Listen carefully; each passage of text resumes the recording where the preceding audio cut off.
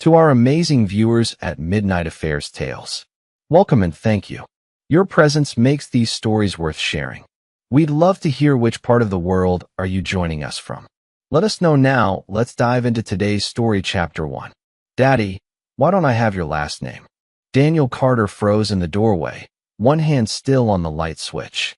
The girl's voice came from the TV, from a courtroom clip buried inside a news segment about an unrelated custody case. His coffee dropped. The mug didn't shatter, just thudded against the carpet, seeping heat into the floor. The sketch was only on screen for a second. A generic courtroom scene. Tired judge, two lawyers mid-argument, a woman clenching a tissue. But the ring on her left hand, it wasn't generic. It was his. Not like his. Not similar. His. Daniel lunged for the remote, rewound the feed, and paused. The screen froze on her face. Older, thinner, darker hair. But that jawline, he used to kiss it goodnight. And the girl beside her? Maybe 10. Same crooked smile Emily had when she was nervous. His daughter's eyes. He stared at the screen like it owed him something. 10 years ago, Emily had walked out of his life without a trace. No custody battle. No restraining order. No goodbye. One Friday afternoon, he came home from work, and she and their 2-year-old daughter, Ava, were just gone. No one saw her leave. Her parents claimed they hadn't spoken in weeks. Cops found no signs of violence. And because no one filed for divorce, Daniel was left dangling in legal limbo, technically married but practically erased. People whispered. She probably ran. Maybe he scared her. Maybe it's for the best. He never remarried. Never even dated. He waited. And now, 10 years later, she was on TV begging a judge for custody of a different child. But her slip was showing. Literally. That damn ring. The courtroom was in Portland. Daniel was already calling a rental car by the time the clip ended. Rain slammed the windshield like fists. Daniel hadn't been to Oregon since college. The drive from Northern California was muscle memory now. Half the trip done in silence, the rest with talk radio he didn't really hear. At a gas station just outside the city, he opened his laptop. The custody case was listed under the docket, Jane Ellis versus Foster Care Division. Jane Ellis. It sounded like a name you made up on the run. He clicked through. The plaintiff had filed for emergency guardianship of a child named Daisy, age 2. No mention of a father. Daniel stared at the grainy photo attached to the file. It was her. But she'd changed. Gone were the pastel dresses and wide eyes. The woman in the photo looked tense, hunted, like someone who lived in cheap motels and never unpacked her bags. He ran a background trace on the alias. It led to a string of temporary addresses, burner phones, and a P.O. box in Sacramento. But the real gold mine was the attached financial records. She'd been receiving direct deposits from a private consulting firm every 2 months. Quiet, untraceable, high enough to live modestly. Probably hush money. Someone was helping her disappear. Someone who didn't want her found. Daniel sat back. The story was bigger now. The next morning, he entered the courthouse as James Allen, a name he'd used back in his freelance photography days. No one asked questions. Small city courts didn't always scan hard. The hearing was in room 3C. He stood in the back as the clerk called the session to order. Then she walked in. Emily, now Jane, wore a charcoal gray blazer and no makeup. Her eyes flicked nervously around the room, never landing on Daniel. Not yet. She had aged, but her expressions hadn't. She still chewed her lower lip when stressed. Still adjusted her sleeves compulsively. Still avoided eye contact when lying. Her voice, though, was flatter now. Tired. I've cared for Daisy since she was an infant. Her mother was a friend who passed away suddenly. There's no one else. I've raised her as my own. The judge raised an eyebrow. And you're not biologically related? No, Your Honor. But I'm the only mother she's ever known. Daniel's hands curled into fists. She was doing it again. Taking a child. Changing names. Pretending none of it had ever happened. Then he noticed something else. Her lawyer was from Mitchell, Rowe & Tate. A heavy-hitting firm. Too expensive for someone with no job history and no listed assets. Someone was definitely funding this. When the judge called a recess, Daniel slipped out and waited near the parking lot. He didn't want to confront her yet. Not here. Not like this. He needed answers first. Later that night, he checked into a budget motel on the outskirts of the city. The room smelled like bleach and wet carpet. Perfect. He opened his laptop, pulled up every alias he'd cataloged over the years. Emily Carter, Emily Lane, Jane Ellis, Maya Dorsey. For states, 2 birth certificates, 3 fake IDs, 1 abandoned rental unit in Boise filled with unopened mail, a child's shoe, and a Polaroid of Ava at age 5. He opened his folder labeled Echo. It had everything. Scanned receipts, voicemail clips, toll booth timestamps, a torn postcard from Seattle with just 3 words. She knows now. Daniel stared at the words until they blurred. Then he clicked the final folder, labeled Ava. All he had was the old hospital bracelet, a birth certificate he'd never been able to amend because Emily never returned. And 1 single photo, a candid shot from a beach trip, Ava on his shoulders, tiny hands in his hair. He hadn't heard her voice in 10 years. He drove back to the courthouse the next day, waited in the same spot. This time, when Emily stepped out, he stepped forward. She froze mid-stride. "Hi, Em." Her face drained of color. Daniel didn't move, didn't raise his voice. Just said, "We need to talk." She looked around. The street was half empty. Still, she whispered, "You shouldn't be here. You shouldn't be in a courtroom pretending that kid's yours." She winced. "You don't know what you're walking into." "Then educate me," he said. "Start with Ava."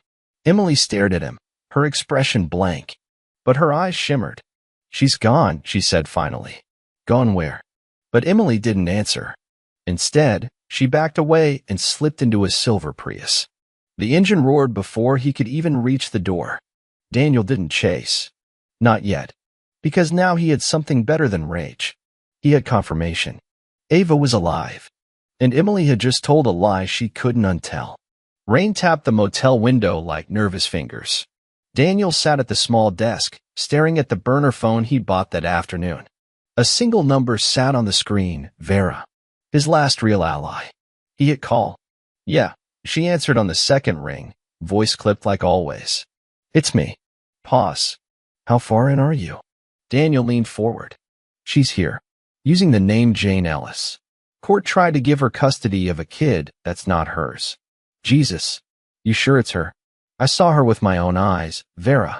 She looked right at me. And ran. Another pause. Then, still wearing the ring. "Same one I bought with my last bonus before Ava was born." Vera exhaled sharply. "You're not gonna like what I found." Daniel's stomach turned. "Tell me." "The company wiring her money? Clear Branch Consulting?" "It's a shell. But I traced the parent firm. Guess whose name's on it?" "Who?"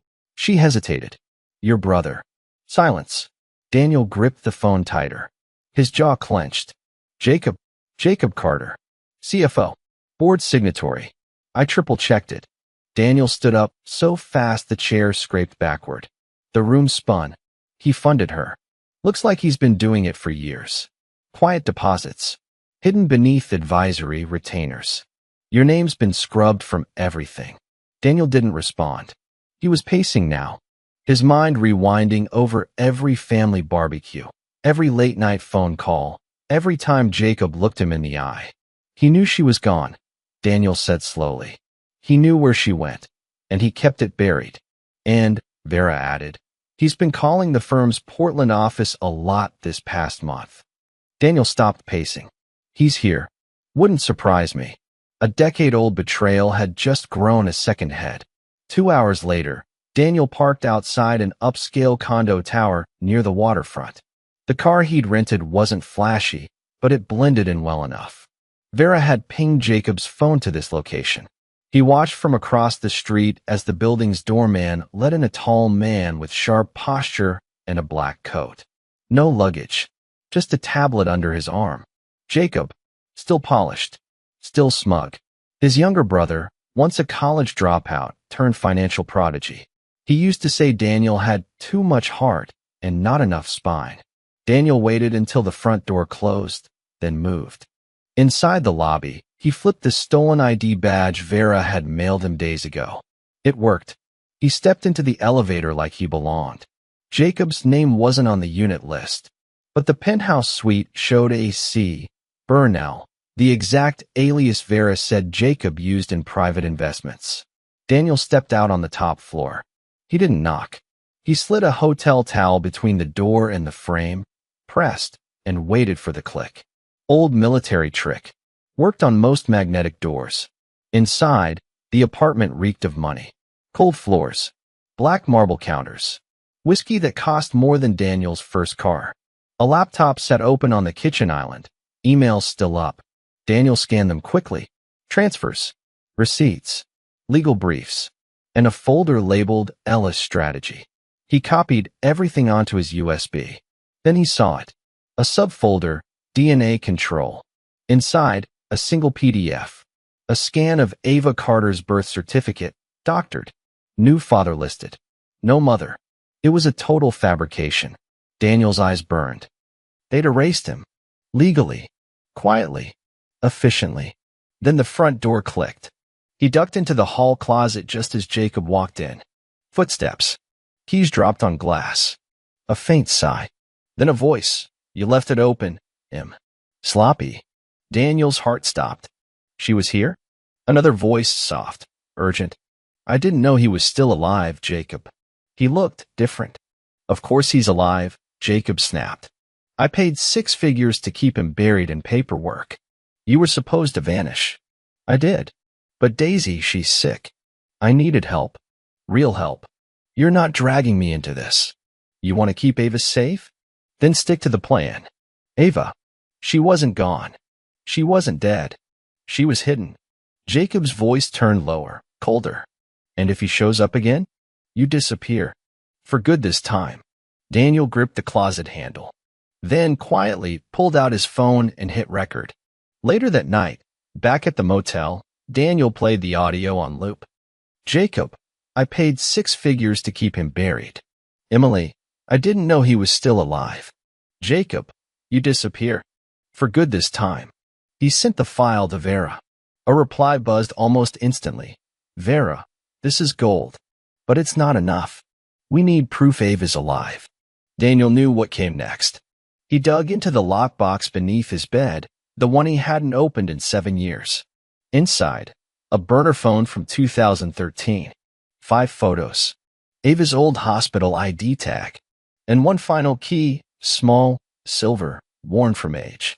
It belonged to a storage unit in Crescent City, 3 hours south. He hadn't been back there since the summer Emily vanished. The next morning, Daniel reached the storage facility just after sunrise. Fog clung to the road like smoke. His breath turned white as he stepped into the corridor of rusted roll-up doors. Unit number 17. The key slid in like it never left. Inside, everything was just as he remembered. Childhood boxes, Ava's old stroller, and a taped-up Rubbermaid bin marked EC. He popped the lid. Files. A burner laptop. Photos. Passports. Medical records. He flipped through until something stopped him cold. A sealed envelope. Dated March 2016. Written in Emily's handwriting. To be opened only if he finds us. His hands trembled as he peeled it open. Inside, a photo Ava at maybe 6 years old, holding a stuffed fox. And a note. If you're reading this, it means you never gave up. She knows who you are. I didn't lie to her about that. But I had to keep her safe. Jacob, you said they'd take her if I didn't leave. I didn't want to believe him, but I saw what he was capable of. I saw the checks. The threats. I'm sorry I didn't stay. But I left you this. Her name is still Ava. Her middle name is yours. If you ever find us, come quietly. She deserves to choose. Daniel folded the letter carefully. His heart beat like a war drum. Jacob had used money to rewrite truth. Used fear to rewrite family. But Daniel? He had proof now. And he was going to burn Jacob's world to the ground, one truth at a time. The photo of Ava stayed on the dashboard as Daniel drove back north, knuckles white on the wheel. Every red light, every stop sign, it felt like wasted time. He wasn't just chasing anymore. He was building. The motel room felt smaller when he returned. Colder. But Daniel didn't stop to rest. He dropped the storage box on the table, pulled out the burner laptop, and booted it up. Ava's photo stared at him from the corner. He opened the hard drive folder marked E, legal/private. Inside were files only Emily would have kept. Copies of Jacob's payments, offshore statements, even a scanned birth certificate with Ava listed under a false surname, Ava L. Harris. But it was the second document that made Daniel sit up straight. A travel itinerary, round-trip ticket, 2 names, Emily Carter and Ava Harris. One of the flights had a familiar destination, Santa Clara, California. Dated 6 years ago. Daniel had been in Santa Clara that week. At a conference. 10 miles from that airport. They had been right there. He sent the fake birth certificate and financial docs to Vera, who called him in less than 3 minutes. You just hit a vein, she said. Deep enough to draw blood? Deep enough to bury Jacob if we're careful. Daniel paced the motel, the letter still on the nightstand. Can you validate that birth certificate? I already ran it. It's in the state system under the false name, but the hospital code traces back to when Jacob's firm made a donation to that same year. The file's real, but it's forged. Classic laundering tactic. Blackmail? Vera paused. Too early. If we expose this now, they'll spin it. Say you're unstable. Hell, they've probably got paperwork ready. Then we don't go public yet. Exactly. We flip someone inside first. Daniel stopped pacing. Her lawyer. 3 days later, Daniel showed up at the office of Miriam Kwan, the attorney representing Emily, Jane, in the custody case. He didn't announce himself. He waited across the street in the rain, watched the staff come and go, then followed her out as she headed to her car. She didn't notice him until she reached for the door handle. Don't scream, Daniel said calmly, stepping from behind the SUV. She froze. I'm not here to threaten you. I'm here to make you ask your client one question. Who is Ava Carter? Kwan blinked. I don't know what. You do, he said. You're just paid not to look deeper. She glanced around. You can't just confront me like this. I can, and I just did. He held out a file. Inside, evidence of identity fraud, birth certificate manipulation, and financial support from Jacob Carter, her former brother-in-law. Your firm is protecting a woman who kidnapped a child and forged an entire identity with the help of a corrupt executive. Miriam didn't take the file, but she didn't walk away either. I'm giving you one chance to switch sides, Daniel said. Because when this goes public, you won't be known as her lawyer. You'll be known as the woman who helped erase a father. Their eyes locked. You have no idea what you're playing with, she said quietly. Daniel leaned in. Neither does she. Back in the motel that night, Vera called again. I cracked Jacob's Shell Corp, she said. Guess what one of the subsidiaries owns? Surprise me. A private pediatric clinic in Seattle. One that's billed under the name Ava L. Harris. They've been treating her for years. Daniel sat down slowly. She's been there the whole time? On and off. Private schooling. Security. Very controlled. Emily's kept her out of public systems, but Jacob footed the bill. Why? Control. He needed leverage on Emily in case she ever flipped. And he needed to erase you completely from Ava's legal trail. But now we know where she is. Vera hesitated. She's safe, Daniel. This isn't the moment to storm in. I won't. You sure about that? Daniel's voice was quiet. Steady. I'm not going to take her back. I'm going to show her the truth. That weekend, Daniel drove to Seattle. The clinic was tucked behind a row of cedar trees, disguised like a boutique office. He didn't go inside. Instead, he waited. On the second day, just before noon, a woman stepped out with a young girl in a red coat. Ava, 10 years older. Taller. Her hair was darker now, straightened maybe. But when she laughed, tilting her head just slightly, Daniel felt the air get punched out of him. It was her. And for a moment, everything stopped. The pain, the years, the betrayal. Just her. He didn't move. He couldn't. But he recorded. Not for court. Not for blackmail. For proof. For his daughter, one day to see the first time he saw her again. That night, Daniel sent the clip to Vera. Attached was a message. She's alive. She's safe. And I'm ready now. Vera's reply came quick. Then we go surgical. One piece at a time. Step 1. Undermine Jacob. They started with anonymous leaks, financial anomalies, whistleblower claims. Vera forwarded doctored emails hinting at embezzlement from ClearBranch's internal server. Jacob wouldn't be able to trace the source, but it would rattle the board. Get eyes on him. Step 2. Destabilize Emily's narrative. Miriam Kwan received an anonymous flash drive. Inside, audio of her client lying to the judge, forged files, and photos of Ava at the clinic. If Miriam stayed on her side now, she'd be complicit. 3 days later, she withdrew from the case. Step 3. Trigger paranoia. Daniel mailed a single envelope to Emily's current apartment. No return address. Inside, a photo of her holding baby Ava, with "I never stopped looking" scribbled across the bottom.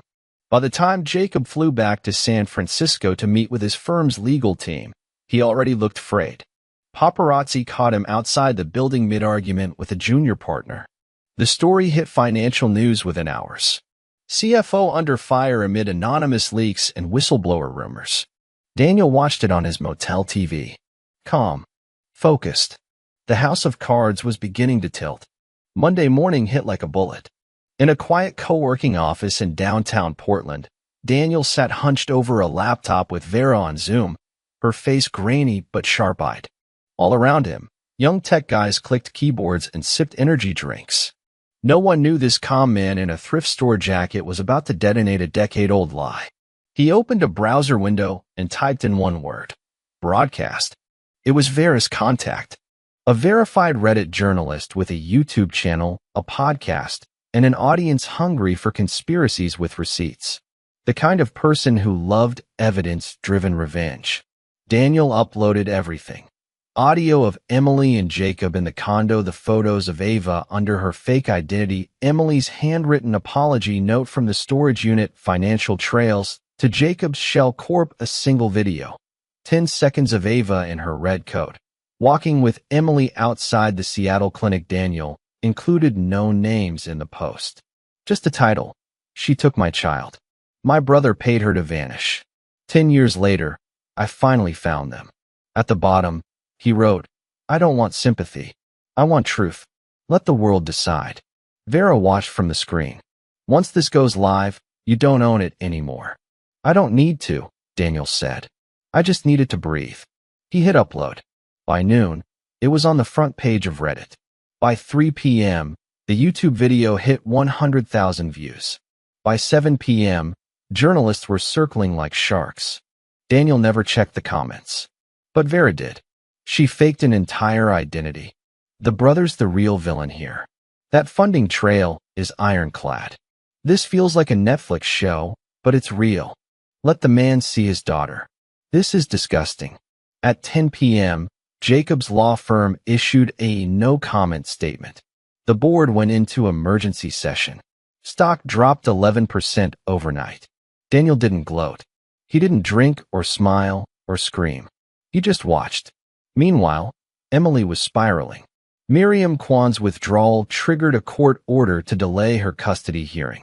The judge wanted clarity on her identity. Within 48 hours of the post going viral, Emily filed a sealed affidavit. She admitted she was once Emily Carter, that she'd changed her name for safety reasons during a domestic separation. It was a weak attempt to regain control. The court flagged the confession. Background checks started pouring in. And with no attorney to shield her, the court appointed a neutral party to investigate the origin of Ava's birth certificate. Daniel watched every move unfold like chess pieces sliding across a board he built himself. And then came the twist. A message landed in his inbox, anonymous, untraceable. Subject: You're not the only one she lied to. Attached was a video. Grainy. Shot inside a car. In the clip, Emily sat in the passenger seat, holding baby Ava. The timestamp said April 2013, weeks after she vanished. A man's voice spoke from behind the camera. Are you sure about this?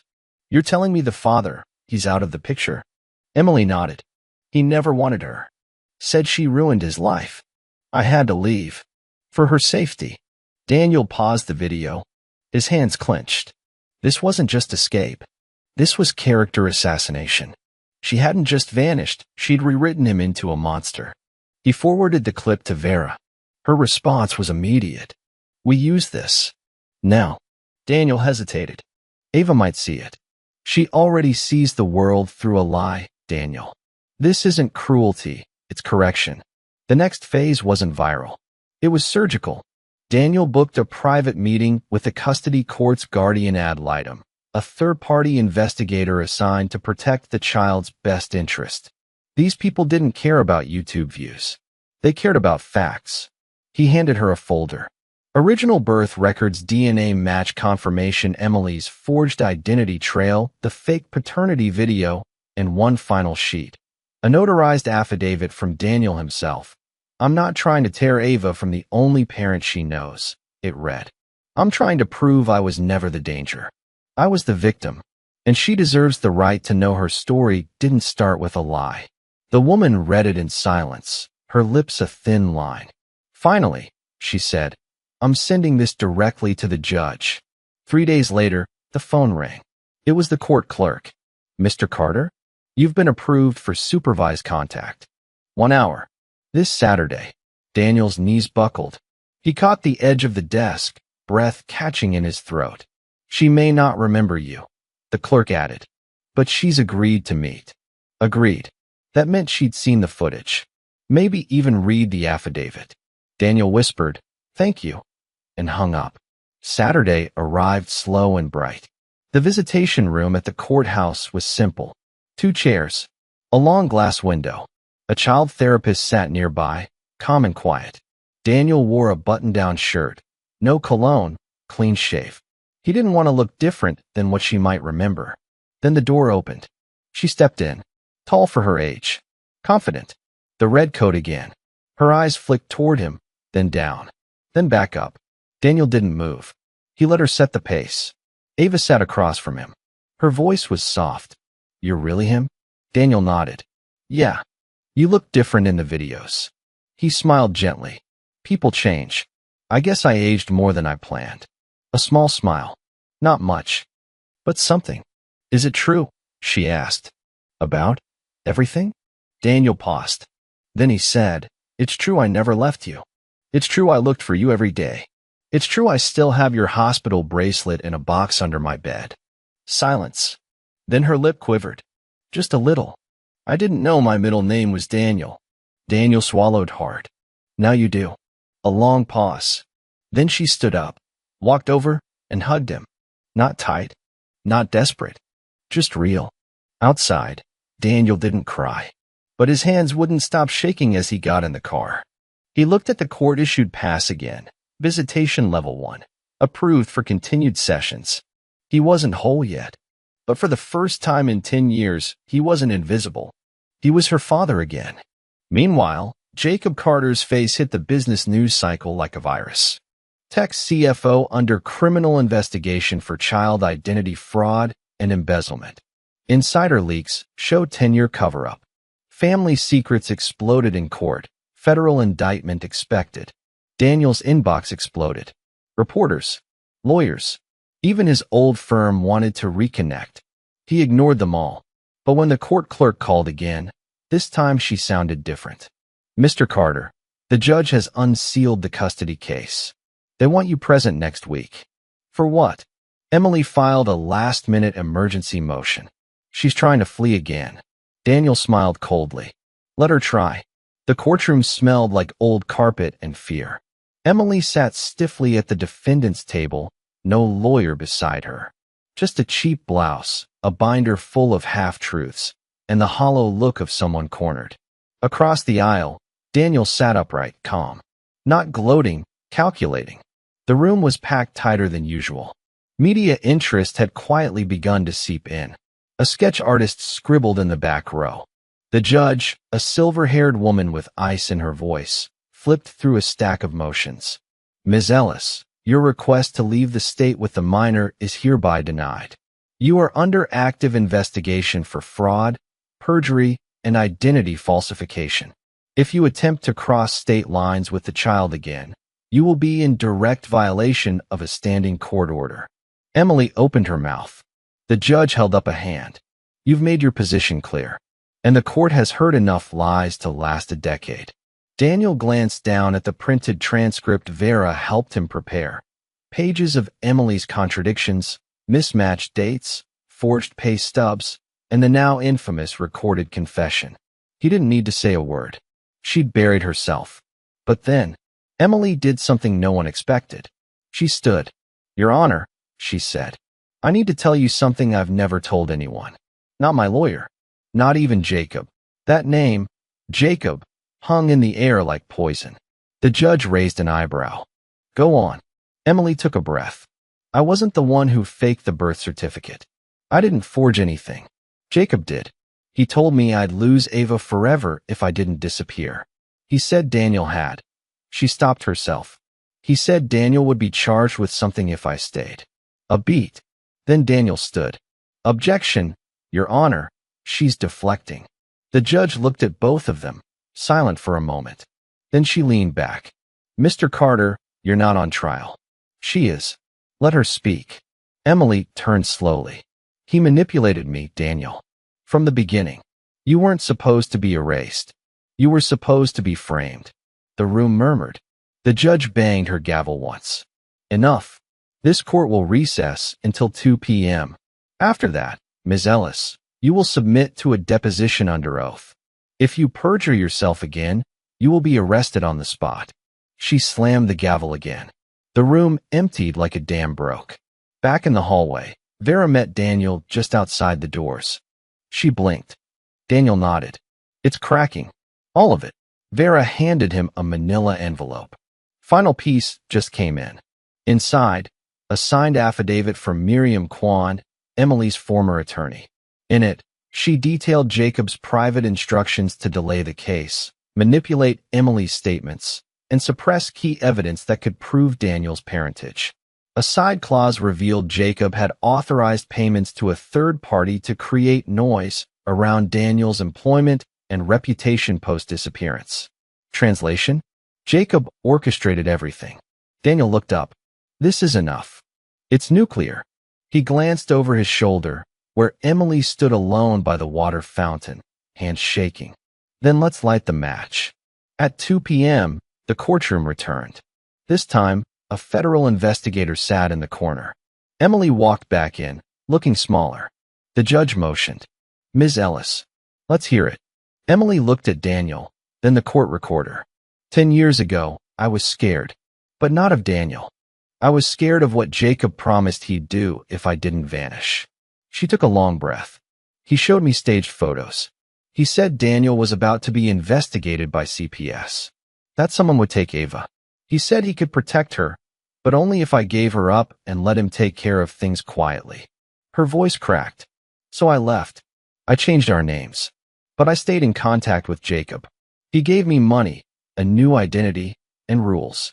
She reached into her bag and placed a burner phone on the table. "Every call, every instruction. I kept them all." The judge leaned forward. "Why now?"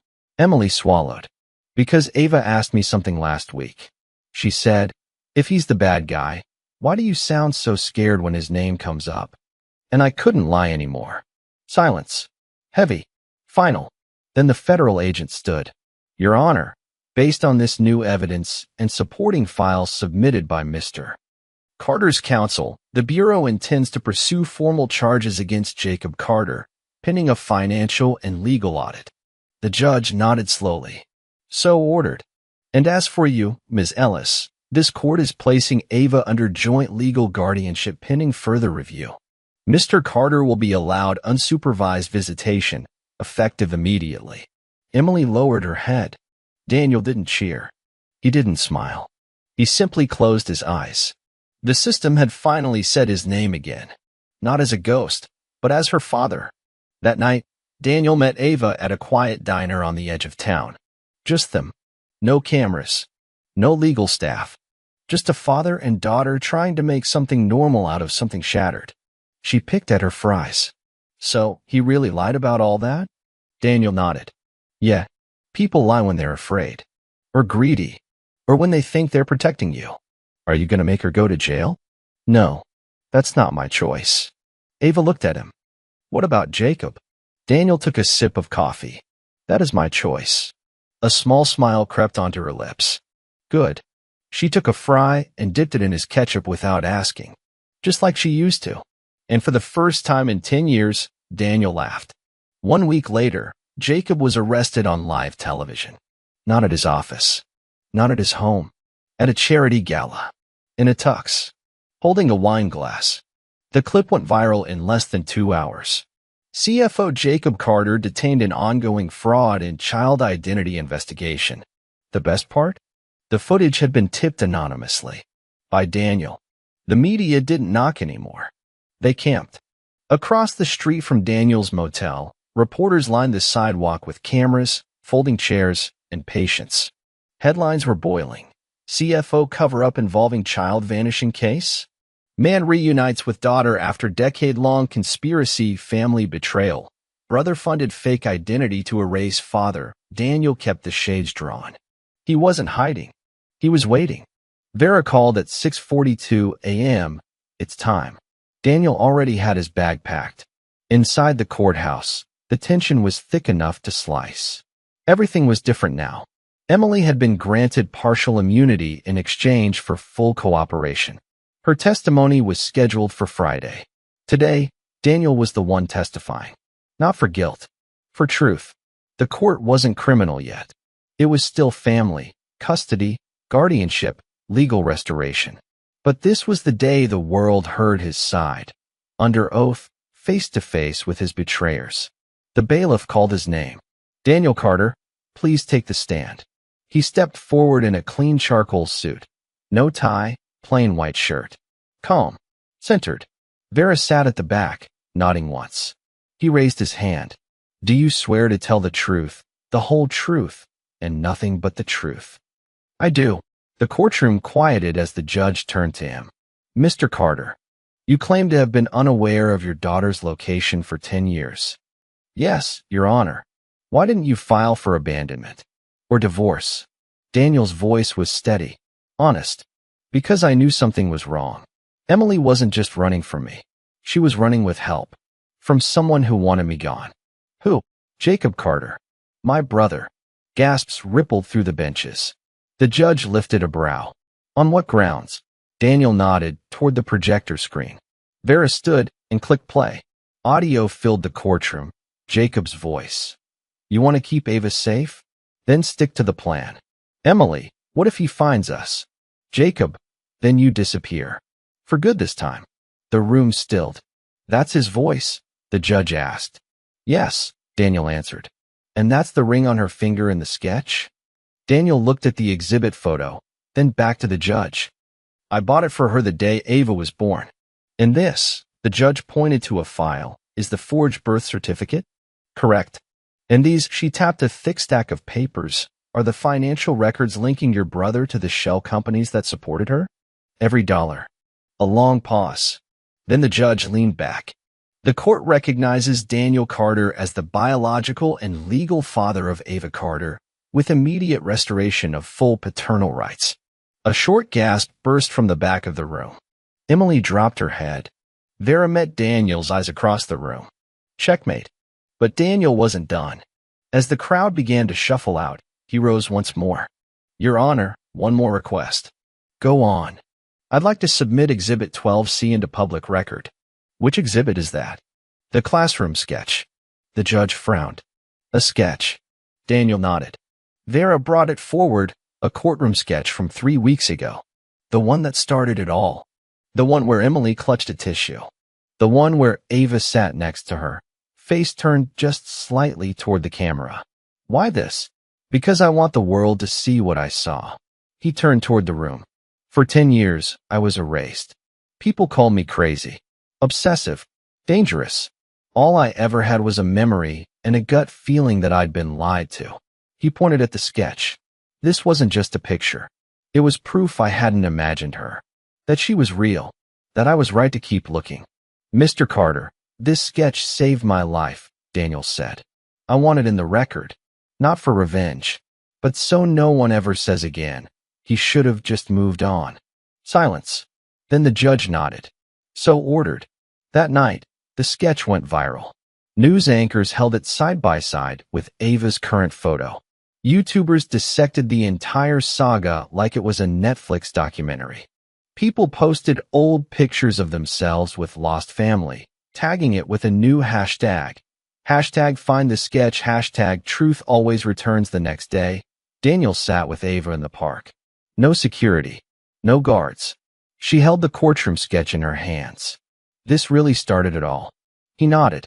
I never knew I looked like Mom so much. He smiled. You're better than both of us. She tucked the sketch into her backpack. So what happens now? Daniel looked at her. Now, we let the storm pass. Then we decide what we build from the wreckage. But the storm wasn't done. 3 days later, Jacob posted bail. A swarm of cameras followed him as he exited the county holding facility. Expensive suit. No tie. Sunglasses hiding the panic. But that wasn't the worst part. He walked straight into a press conference. This is a smear campaign, Jacob said. Built on jealousy, mental instability, and manipulated evidence. I have nothing to hide. He held up a thick binder. Inside here are years of psychiatric evaluations that show my brother struggled with delusions and obsessive tendencies after his wife left him. Daniel watched the press conference live. He didn't flinch. He waited, because he knew what was coming next. At 4 p.m., Vera uploaded the real psychiatric report from 2017. Daniel had taken a voluntary exam, hoping to prove mental clarity after losing everything. He passed. Clean bill of mental health. But the kicker? Jacob's signature was on the referral form with a note. Subject believes child was taken by force. Recommending institutional evaluation to avoid legal complications. Translation: Jacob had tried to lock him up. Quietly. Permanently. Now it was public. That night, CNN ran the headline. CFO Jacob Carter attempted to commit brother amid custody cover-up. The dam broke. 2 board members at Jacob's firm resigned. A class action lawsuit was filed by shareholders. And Ava? She finally logged into social media. She posted a photo, her and Daniel, walking in the park. Caption: 10 years without a dad. Now I have one again. 3.1 million likes in 24 hours. Meanwhile, back in court, Emily made her final statement. No dramatics. No breakdowns. Just quiet, broken honesty. I thought I was doing the right thing.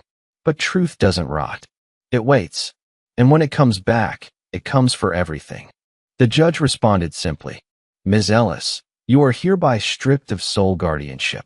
You may remain in Ava's life only under terms agreed upon by Mr. Carter and the court-appointed mediator. Emily didn't cry. She nodded. Accepted it. Daniel didn't speak to her after. He didn't need to. A week later, Daniel stood alone on a bridge at sunrise. In one hand, a copy of the forged birth certificate. In the other, the ring he'd once bought for Emily. He dropped them both into the water. Not out of spite, not out of grief, but because the past didn't belong in his pockets anymore. It belonged in the story he survived and now finished. The boardroom was quiet, sterile, too clean for what was about to happen. 12 executives sat around a smoked glass table at Clearbranch Capital, Jacob's tech investment firm. They wore expensive watches and guarded expressions. One empty chair waited at the head. Jacob arrived 5 minutes late. He was thinner now, jaw tight. The usual charm boiled out of him. He took his seat, dropped his leather briefcase on the table, and scanned the room like a man still pretending he had control. Let's get this over with, he said. The chair next to him slid back. A manila folder hit the table with a sharp smack. You forged birth records, said Claire Miles, the board's general counsel. Used corporate funds to finance a child abduction cover-up. Created shell companies to launder payments. Jacob scoffed. Based on internet hysteria and an angry ex-husband's fantasy. She flipped open the folder. Based on signed affidavits, authenticated wire records, and your own voice in a recorded conversation. Jacob looked down. His face changed, something cracked. We were protecting her, he muttered. Claire didn't blink. From the child's father. Not a violent man. Not an addict. Just your brother. Because you couldn't stand not being the powerful one. Another voice from across the table chimed in. The media storm is eating our investors. We've lost $42 million in market value since the arrest. Claire nodded. Effective immediately, Jacob Carter is removed as CFO of Clearbranch Capital. You'll receive no severance. Legal liability now falls fully on you. Jacob stood up. You don't get to erase me. I built this firm. Claire looked at him evenly. No, Jacob. You buried it. Security was already at the door. Daniel watched the live stream from Vera's apartment, his hands steady on a glass of water. He didn't smile. He didn't flinch. He just said one thing. We're not done. The final stage of the plan had taken weeks. Vera had looped in a friend from a boutique PR firm, one that specialized in crisis recovery and narrative control. Daniel didn't want a public gotcha. He wanted a controlled flood. A mini documentary, 14 minutes long, narrated by a neutral voice, backed by time-stamped exhibits, court documents, and verified interviews. It dropped on a Tuesday night. The title was simple. He was erased. The Daniel Carter story. In the first 48 hours, it hit 6.2 million views. Comment sections exploded. This is why people don't trust the system. The brother should rot. The mom. She better never get full custody again. Daniel Carter equals the calmest revenge I've ever seen. But the moment that really stuck was the last 60 seconds. Ava's voice. He didn't come back angry. He didn't shout. He didn't ruin her. He just showed me the truth. And he let me choose. The camera lingered on her and Daniel sitting quietly on a park bench, sharing fries. That clip was everywhere.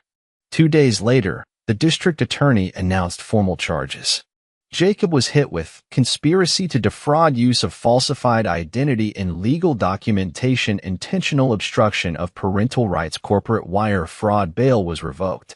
He was taken into custody again, this time in handcuffs outside a federal courthouse.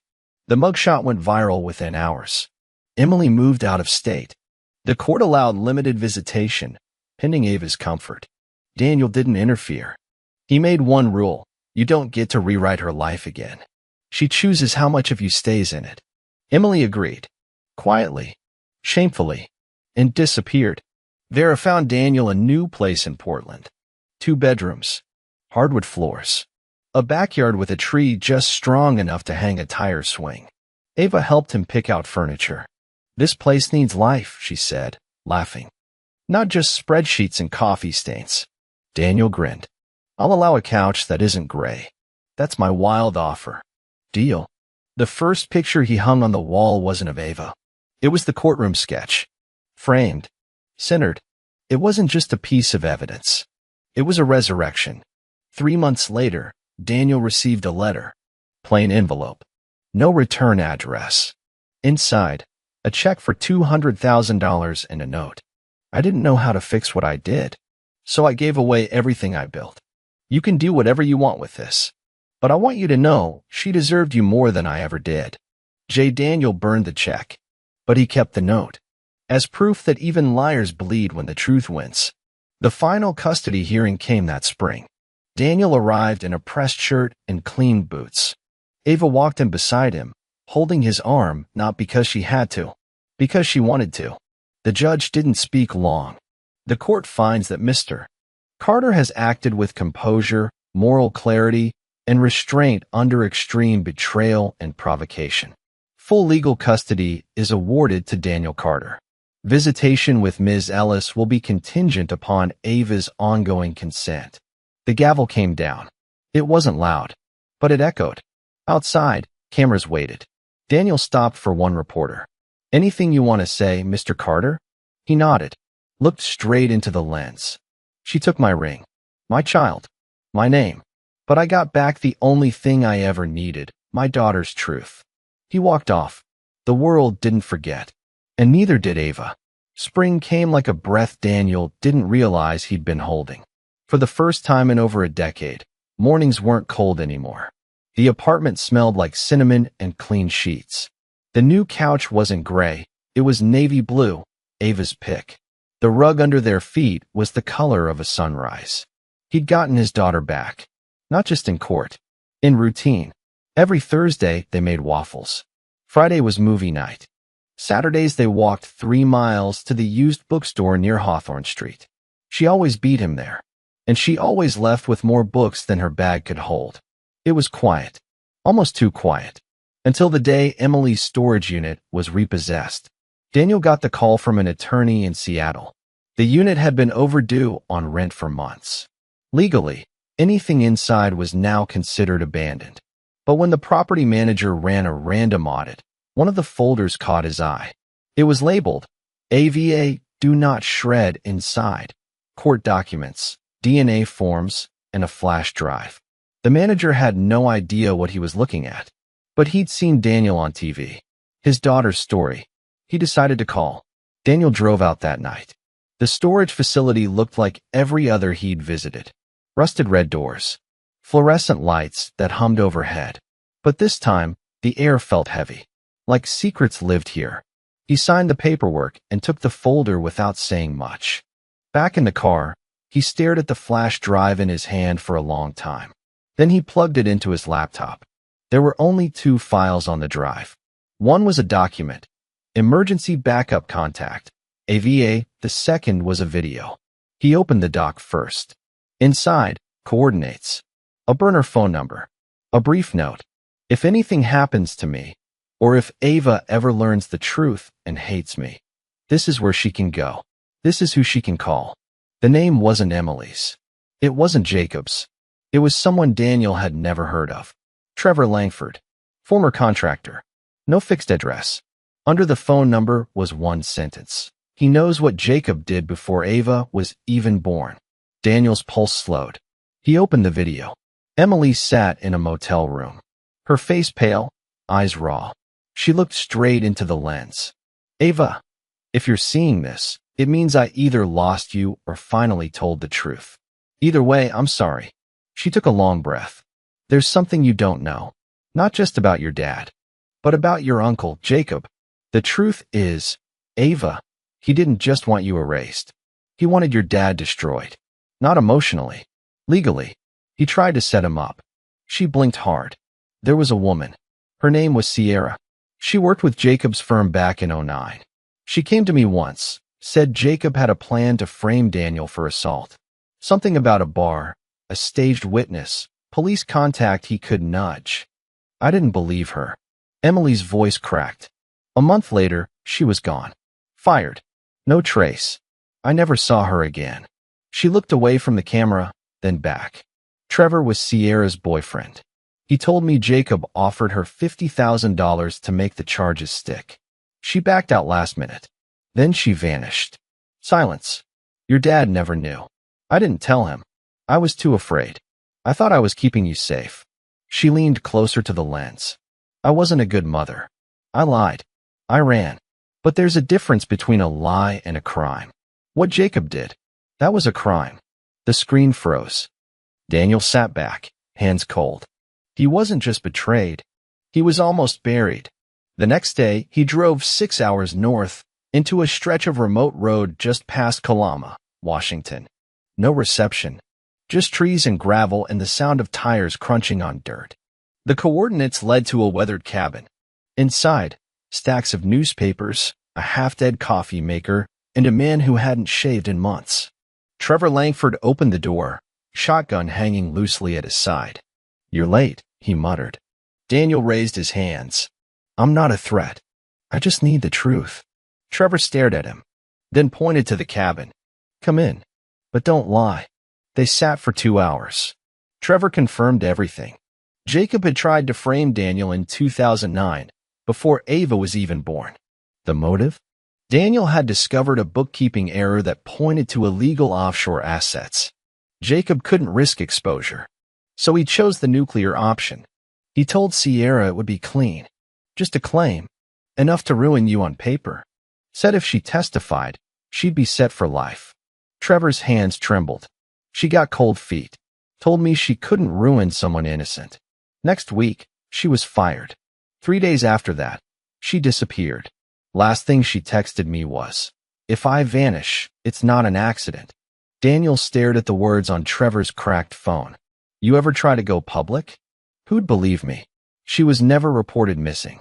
No record, she even left the firm. Jacob erased her clean, like he tried to erase you. Daniel stood slowly. Not anymore. He left with a copy of the messages, an old work badge from Sierra, and a photo. Her and Trevor, arms around each other, back when life was still safe. Back in Portland, Vera got to work. She pulled the HR files, company tax logs, meeting rosters from '09. And there she was, Sierra Valdez, junior financial analyst. Terminated for security breach. No police report. No missing persons case. "It's a black hole," Vera said. "He nuked her out of the system." Daniel nodded. "Let's give her back." A week later, Vera released a follow-up report to the same YouTube channel that posted Daniel's original documentary. This time, the title hit harder. She tried to save him. Then she vanished. It told Sierra's story, showed the photo, played clips from Emily's final video, reconstructed Jacob's 2009 setup attempt, and how it almost worked. Viewers were stunned. This guy didn't just commit fraud. He's a damn shadow operator. Jacob needs to rot.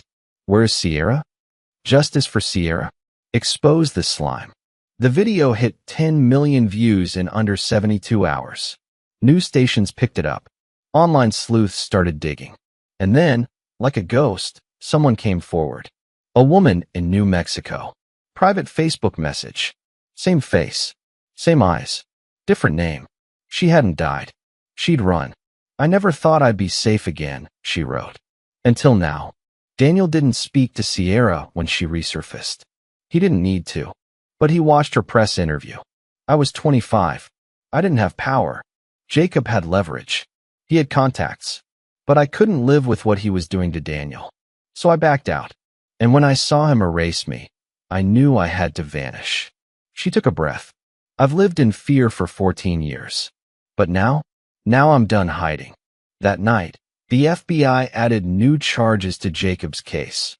Witness tampering, obstruction of justice, intent to defraud via fabricated charges, bail revoked permanently. Jacob Carter was going to trial. Daniel and Ava sat on the roof of their apartment, wrapped in a blanket, watching stars. "So he was going to frame you?" Daniel nodded. But someone said no, and paid the price. Ava didn't speak for a while. Then she said, "People keep asking me if I feel lucky. Because I got my dad back." Daniel looked at her. "What do you tell them?" She smiled faintly. "I tell them I didn't get my dad back. I just found out he never left." Daniel didn't say anything after that. He just pulled her closer. Because the war was over, and the healing had finally started. The federal courthouse in San Francisco looked more like a monument than a building. Pillars, steel, reinforced glass. But inside, it was still just a stage. And today, the spotlight was brutal. Jacob Carter's trial had officially begun. Charged with conspiracy, corporate fraud, obstruction, and intentional falsification of identity documentation. He sat at the defense table in a tailored gray suit with nothing left behind his eyes. The charm was gone. The mask cracked. Daniel watched from the second row. This wasn't about Ava anymore. This was about consequences. The courtroom buzzed with press and public. Lawyers shuffled thick binders. A judge with a record for hard sentences adjusted his glasses. Then the clerk stood, calling Ava Carter to the stand. Daniel's breath caught. His daughter stepped up with composure beyond her years. Simple navy dress. No theatrics. She sat tall, glanced once at Daniel, and then looked forward. The prosecutor, a seasoned woman in her 40s, approached calmly. "Ava, can you tell the court who your biological father is?" "Daniel Carter." "Did you grow up believing someone else might be?" "Yes. My mom said he didn't want me." "And did you believe that?" Ava nodded slowly. "For a long time. Until I found out what Jacob told her. What he tried to do." The prosecutor walked her through it gently. How her uncle manipulated her mother. How Daniel was erased. How the truth came back. Then came the last question. "Ava, do you feel safe with your father now?" "Yes." Do you believe he's the parent who should have raised you? She paused, just for a second. Then, he already did. He just didn't get credit for it. Gasps echoed. The judge cleared his throat. Order. Daniel blinked hard. His jaw tightened. But he didn't cry. Not here. Not yet. Then came Jacob's attorney. And the tone changed immediately. He approached Ava like a wolf in a suit. Ava, you said you believe Daniel Carter is your rightful father. But you only reunited with him recently, yes? Yes. You didn't grow up with him. He didn't raise you. That wasn't his choice. But emotionally, he's still a stranger, isn't he? She frowned. He's not. Isn't it true your mother left because she feared for your safety? No. She left because Jacob convinced her to. The attorney stepped closer. How do you know she wasn't protecting you? Because I asked her. She told me. And you believe her now? I believe she was manipulated. So she's a liar. But only when it helps the prosecution. Objection, the prosecutor snapped. Sustained, the judge said coldly. The defense attorney pivoted. Do you know what kind of man your father was before your mother left? Daniel stiffened. Ava tilted her head. No, but I know what kind of man he is now. The courtroom held its breath. When Ava stepped down, Daniel rose without realizing. She walked past him and squeezed his hand once before exiting through the side door. She didn't need to say anything. It was already said. Then it was Daniel's turn. The prosecutor led him gently. He confirmed everything. The cover-up, the timeline, the erased records, the 10 years of silence. How he never gave up. He never raised his voice. Never begged for sympathy. He spoke like a man finally allowed to exist again. Then came the defense. And this time, they went for the jugular. Mr. Carter, isn't it true you were emotionally unstable after your wife left you? I was grieving. Did you seek therapy? Yes. And do you have a written psychiatric evaluation? Clean. Dated 2017. But you didn't seek custody. You didn't file a police report for kidnapping. What? Daniel exhaled. Because I knew no one would believe me. She left without a trace, and my brother, your client, had resources, lawyers, influence. If I'd forced the system's hand without proof, I would have been painted unstable, dangerous. So you waited. I hunted. The defense attorney raised a brow. You hunted? Daniel nodded once. I waited, I watched, and I gathered everything I needed. Not out of revenge. Out of protection. For my daughter.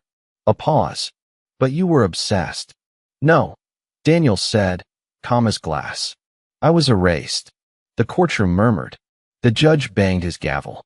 Daniel stepped down. But the moment he passed Jacob, something shifted.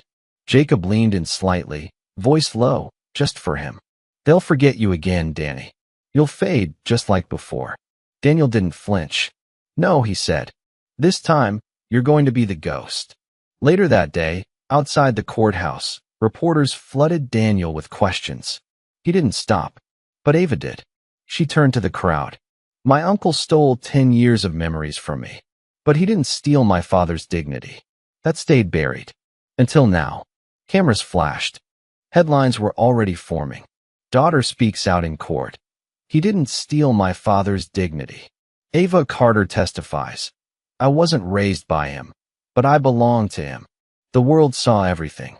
And for once, it believed. But then, that night, Vera called. Her voice was tight. We've got a problem. Daniel sat up straight. What kind of problem? One of Jacob's former assistants just sent over a confidential memo from 2014. What's in it? It says there was a second cover-up. A medical one. Silence. Ava was sick as a baby. Emily took her to a specialist. Jacob paid for it. The condition needed surgery, and it left a scar. They used that scar to fake a different patient file, Daniel. One without your name. A full alternate medical identity. Daniel's blood went cold. So what does that mean? It means if Jacob walks, he still has leverage. He created a medical record system where you don't exist, even now. Daniel stood up. Paste. How do we kill it? Vera's voice hardened. We expose the doctor who falsified the file. The paper trail ends with him. Name. Dr. Howard Brenner. licensed in Oregon, paid through one of Jacob's shell companies. Daniel didn't hesitate. Book me a flight. Now. Tonight. As the sun set on San Francisco, Daniel didn't celebrate the victory. He didn't toast or breathe easy. Because justice was fragile, and Jacob's reach had always been longer than it looked. He wasn't fighting for custody anymore. He was fighting to wipe Jacob off the map completely, to make sure Ava never lived in the shadow of a name that tried to erase them both. The hallway outside Dr. Howard Brenner's office smelled like disinfectant and stale coffee. Daniel stood alone, a plain envelope in one hand, his phone in the other. The Oregon rain tapped against the windows like a metronome ticking down the last moments of war. The door opened. A nurse glanced at him, then motioned. "He'll see you now." Daniel entered. Dr. Brenner was older than expected, late 60s, slouched, nervous eyes. He sat behind a desk with too much paper and too little spine. "You're Daniel Carter," the doctor said quietly. "Yes. I assume this is about Ava." Daniel placed the envelope on the table. The doctor didn't open it. "You signed off on a falsified record. You let Jacob pay you to rewrite a child's medical identity." Brenner shook his head. "He told me the father was dangerous. I didn't know. You knew enough to take the money." Silence. Then Daniel leaned forward. "I'm not here to beg. I'm not here to threaten. I'm giving you one chance to make it right." The doctor opened the envelope. Inside, copies of the original surgery notes, payment trail, falsified documents, all already submitted to federal prosecutors. Daniel didn't need a confession. He needed a moment of clarity. You testify, clean and full, or you go down with him. The doctor swallowed hard, then nodded. 2 weeks later, Jacob Carter's sentence was read aloud. 7 years in federal prison. Fines totaling $2.8 million. Permanent disbarment from corporate service. Court-mandated restitution to Daniel Carter for emotional, financial, and parental damages. He said nothing during sentencing.